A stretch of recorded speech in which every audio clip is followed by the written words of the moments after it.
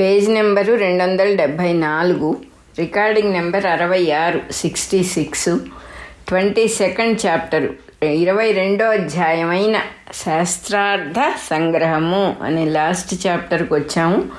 దీన్ని మనం త్రిపురారహస్య జ్ఞానఖండసారం అనే గ్రంథం నుంచి చదువుకోబోతున్నాం. ఇప్పుడు భార్గవరాముడు దత్తాత్రేయుని మరల వినయముతో ఇట్లు ప్రశ్నించెను. శాపముక్తి పొందిన ఆ బ్రాహ్మణుడు హేమాంగదుని మరల దేనిని గూర్చి ప్రశ్నించెను? అతడేమి సమాధానము చెప్పెను? ఆ బ్రాహ్మణుడు మహాపండితుడు కదా, అతడు అడిగినది అల్ప విషయమై ఉండదు, అందువలన దానిని తెలుసుకోవలయును అని మిగుల కుతూహలముతో ఉన్నాను. అది ఏమో దయతో చెప్పుడు. దత్తాత్రేయుడు ఇట్లు చెప్పెను. వసుమంతుడు హేమాంగదునితో ఇట్లనెను. నేను అష్టకుని వలన నీ వలన కూడా పరమపదమును చక్కగా తెలిసికొంటిని. కానీ సందేహం ఒకటి కలుగుచున్నది. తత్వము నెరింగిన నీవు ఈ స్థితి యందు ఎట్లున్నావు? తత్వము నెరిగినవాడు వ్యవహార పరాయణుడెట్లగును? వెలుగున్న చోట చీకటి ఉండదు కదా, మరి జ్ఞానమున్న చోట వ్యవహారం ఎట్లుండును? రాజపుత్ర, దీనికి సమాధానము ఉన్నది ఉన్నట్లుగా చెప్పుము. ఆ బ్రాహ్మణునకు హేమాంగదుడు ఇట్లు చెప్పెను. అయ్యా, నీకు భ్రాంతి ఇంకనూ పూర్తిగా పోలేదు. ఆత్మస్వరూపమైన జ్ఞానము వ్యవహారము చేత ఎట్లు భంగపడును? వ్యవహారము చేత జ్ఞానము భంగపడినచో అది స్వప్నములో కలిగిన జ్ఞానము వంటిదే అగును. అట్టి జ్ఞానము వలన ప్రయోజనమేమున్నది? ఎవడు ముక్తిని కోరుచున్నాడో వాని స్వరూపము జ్ఞానమే. అది వ్యవహారము చేత నశించినచో మోక్షమును కోరువాడే ఉండడు. ఇక మోక్ష ఫలమును ఎవడు పొందును? కావున వ్యవహారము చేత జ్ఞానమునకు బాధ లేదు. ప్రతిబింబములకు అద్దము వలె సకల వ్యవహారమునకు జ్ఞానం ఆధారము. ప్రతిబింబము వలన అద్దమునకు ఎట్లు భంగము సంభవము కాదో అట్లే వ్యవహారము వలన జ్ఞానమునకు భంగము సంభవము కాదు. దేనియందు ఈ జగత్తు అంతయు భాషించుచున్నదో అది ఏ జ్ఞానము. సంకల్పము వలననే జ్ఞానమునందు సర్వ వ్యవహారము ప్రకాశించుచున్నది. సంకల్పము వలననే జ్ఞానమునందు సర్వ వ్యవహారము ప్రకాశించుచున్నది. వ్యవహారమును గూర్చి సంకల్పమేదియూ చేయకుండా నిర్మలమైన బుద్ధితో శాస్త్రమునందు చెప్పబడిన లక్షణములను అనుసరించి స్వరూపమైన జ్ఞానమును గుర్తించినవాడు బంధ నిర్ముక్తుడై కృతార్థుడగును. ఇది నిశ్చయము.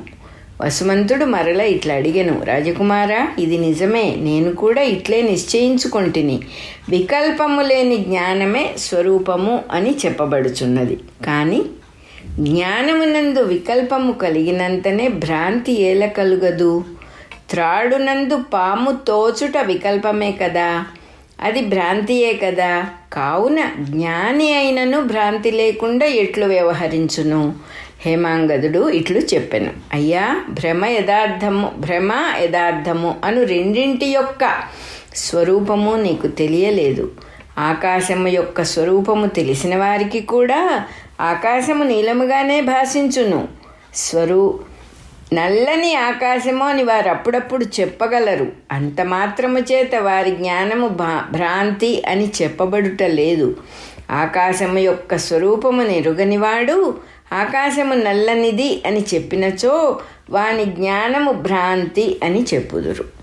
ఆకాశము యొక్క స్వరూపము తెలిసిన వానికి ఆకాశము నల్లగా కనిపించుచున్నను అది యథార్థము కాదు అని రూఢిగా తెలియను. అందువలన వాని దృష్టిలో ఆకాశము యొక్క నల్లదనము మరణించిన మహాసర్పము వలె నిష్క్రియము.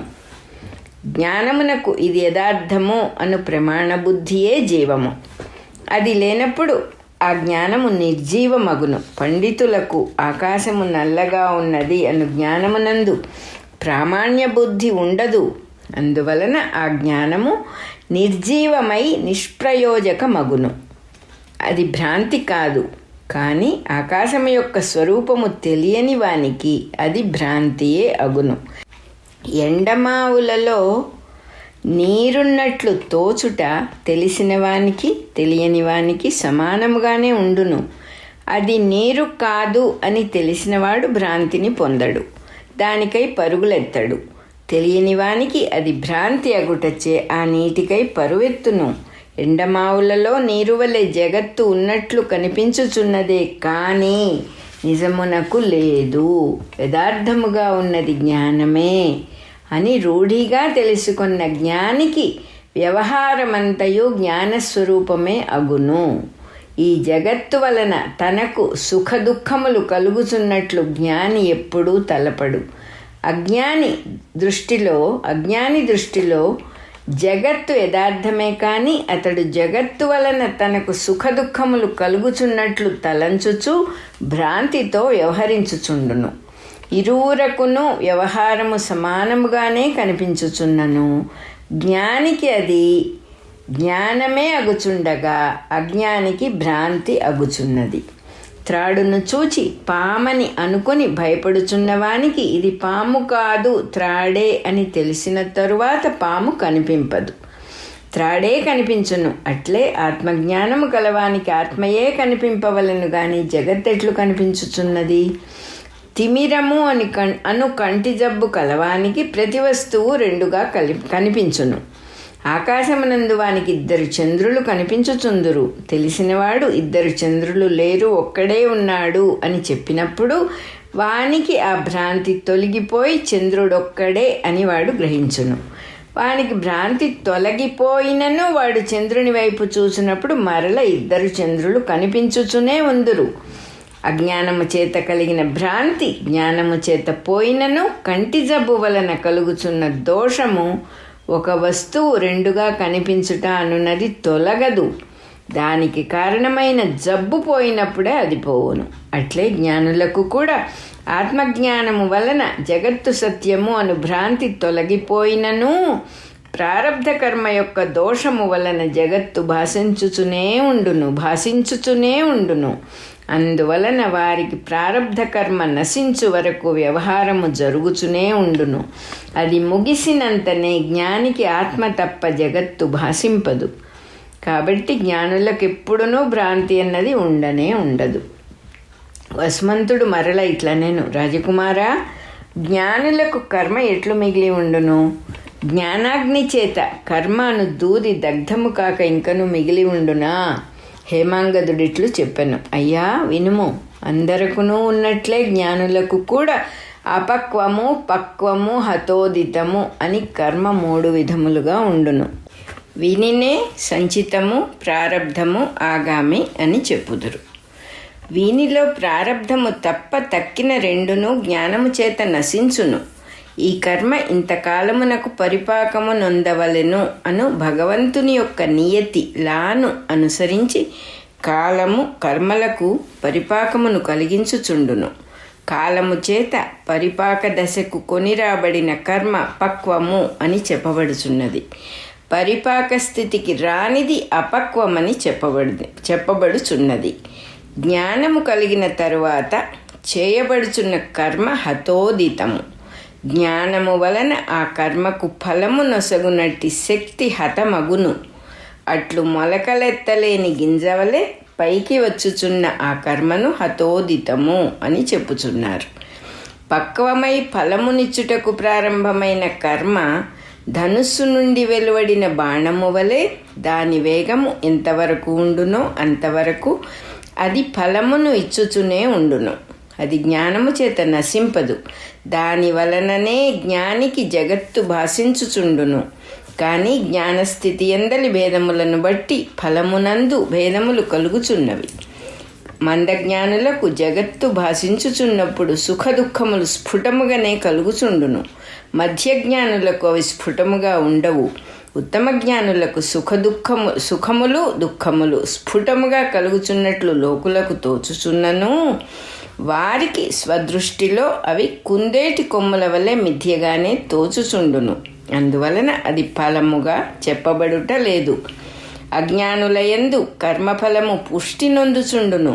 సుఖము కలుగుటకు పూర్వము నాకు ఇట్టి సుఖము రాగలదు అని దానిని అనుభవించిన తర్వాత ఇట్టి సుఖము కలిగినది అని అజ్ఞానులు చాలా కాలము గాఢముగా భావించుచుందురు. ఆ భావన సంస్కార రూపముగా మనస్సునందు నిలచి కర్మఫలమునకు పుష్టి కలిగించుచు రాగద్వేషాదులను పుట్టించుచుండును. మందజ్ఞానులకు సుఖదుఖములు కలుగుచున్నను ఆ ఫలములకు సంబంధించిన భావన ఆత్మానుసంధానము వలన కొనసాగదు. అందువలన అజ్ఞానులకు వలె మందజ్ఞానులకు ప్రారబ్ధ కర్మ ఫలము పుష్టి నొందదు. కలత నిద్రలో దోమలు మొదలగు వాని వలన కలుగు బాధ ఎట్లు సూక్ష్మముగా ఉండునో అట్లే మధ్యజ్ఞానుల యొక్క కర్మ ఫలానుభవము కూడా సూక్ష్మముగానే ఉండును. మన 66వ నెంబరు 66 నెంబర్ రికార్డింగ్ అయిపోయింది.